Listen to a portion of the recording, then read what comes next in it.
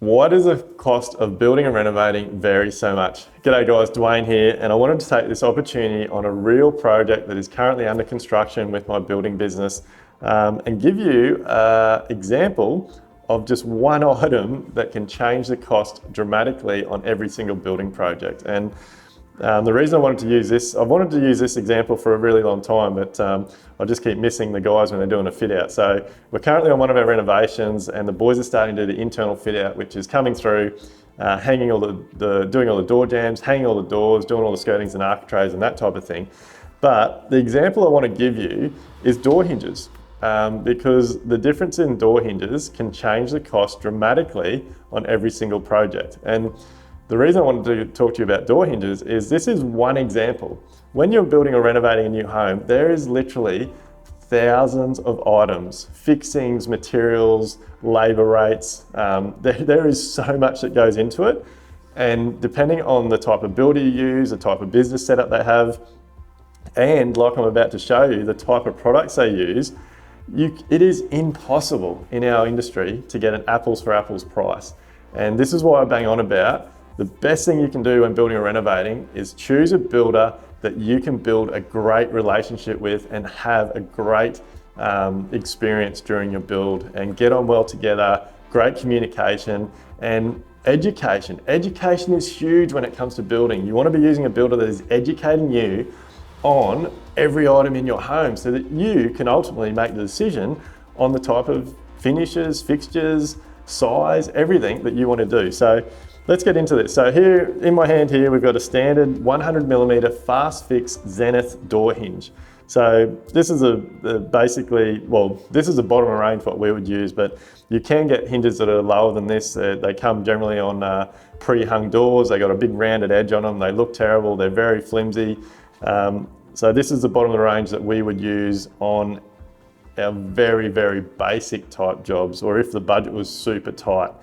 So this hinge here retails for about $1.50. Standard 100mm hinge, $1.50, zinc finish. This is a hinge that we most commonly use on all of our jobs. So this is a lane. It's still a 100mm fast fix hinge, but it's a stainless steel hinge. It's a lot thicker material. It's obviously stainless steel, so the finish is really nice. It's a lot better finished. It's a lot stronger. It's got a lot smoother action. Anyway, long story. This hinge here is retails for around the $3 mark. So double the price of the first hinge.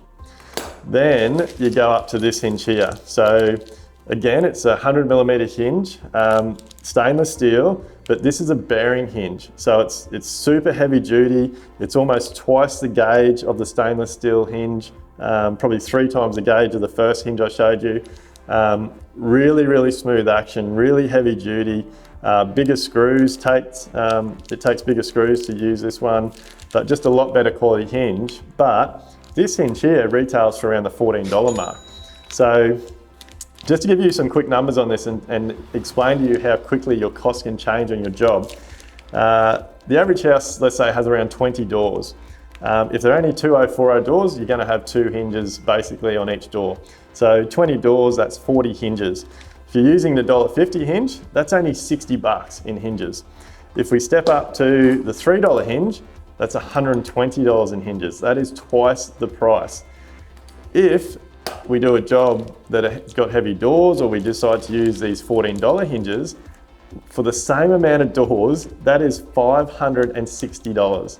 So you can see from the lowest quality hinge to this hinge here, that is a $500 difference. And that is on an item as small as your door hinges. So you can see from that example how quickly and easily costs can change, they can increase, but most importantly, how they can vary from builder to builder. And this is an area that I am super passionate about. It's why we built our quoting and estimating software called Quotease to help builders and tradies provide homeowners more quality detail and scope of works. I am all about the scope of works. To me, a specification means nothing if it hasn't got a detailed scope of works with it.